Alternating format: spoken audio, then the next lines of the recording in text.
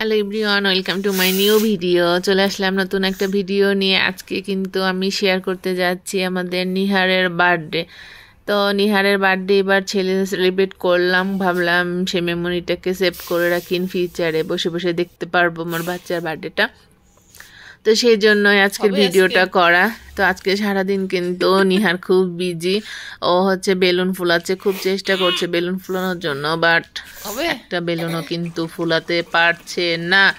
খুব hard and soul try করছে। নিহারকে কিন্তু বেলুন ফুলানোর কাজে বিজি করে রেখেছি, এবং আমি ইন দ্য মিন টাইমে কিন্তু রান্না শুরু করে দিয়েছি। বাচ্চার বার্থডে তো রান্না বাড়া তো করতেই হবে।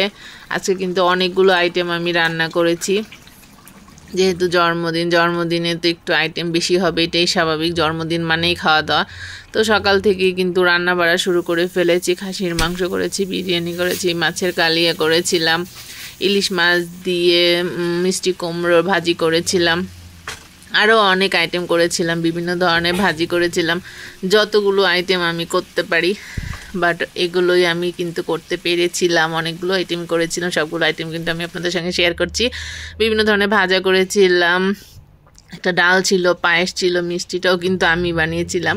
মিষ্টিটা দেখতে অতটা বেশি সুন্দর হয়নি, খুব তাড়াহুড়োর মধ্যে বানানো হয়ে গিয়েছিল, সো অতটা দেখতে সুন্দর হয়নি, বাট টেস্ট কিন্তু খুব ভালো ছিল। একটা বিরিয়ানি ছিল, বিরিয়ানিটা অনেক টেস্টি হয়েছিল। খাবারগুলো ওভারঅল সবগুলো খাবারই খুব মজা হয়েছিল, এবং নিহারও খুব পছন্দ করেছিল। তো সন্ধ্যার সময় ও কিন্তু কেক কাটবে, কেক কাটার জন্য ওর জন্য একটা খুব সুন্দর কেক চলে আসছে।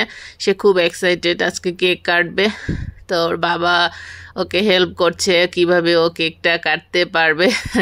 তো দুজনে মিলে সব কিছু করলো, সব অ্যারেঞ্জমেন্ট করলো, গোছানো হয়ে গেছে। ঘর গোছানো শেষে he is a very happy যে এখন ওর বার্থডে টাইম চলে আসছে। সে কিন্তু স্ট্যাচু হয়ে দাঁড়িয়ে আছে, সে তার বাবা তাকে একটু আশীর্বাদ করে দিচ্ছে। তো ওভারঅল পুরো দিনটাই কিন্তু নিহার খুব মজা করে কাটালো, এবং আমরাও সন্ধ্যার সময় কেক কাটলাম এবং খাওয়া দাওয়া করলাম। নিহারকে সবগুলো খাবার খাওয়ানোর চেষ্টা করেছিলাম, বাট ও অল্প একটু খেয়ে বলল পেট ভরে গিয়েছে, কারণ ও কিন্তু অনেক পায়েস খেয়েছিল। দুজনে ওকে পায়েস খাওয়াতে খাওয়াতে ওর পেট ভরে ফেলেছিলাম, সেই জন্য খাবারটা পুরোপুরি খেতে পারেনি। বাট আমি কিন্তু সবগুলো খাবারই ওকে সার্ভ করেছিলাম। দেখে মনে হচ্ছে অনেক খাবার, এবং সত্যিই অনেক খাবার ছিল, যেহেতু অনেকগুলো আইটেম আজকে রান্না করেছিলাম। তো দেখেন কিভাবে খাচ্ছে, একদম মনে হচ্ছে ট্রেন চলে না এমনভাবে খাচ্ছে। বাট আমি সবগুলো আইটেমই ওকে চেষ্টা করেছি একটু একটু করে খাওয়ানোর জন্য।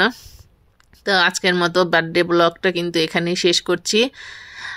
সবাই নিহারের জন্য অনেক অনেক আশীর্বাদ করবেন, এবং সবাই ভালো থাকবেন, সুস্থ থাকবেন, আমাদের সঙ্গেই থাকবেন। টাটা।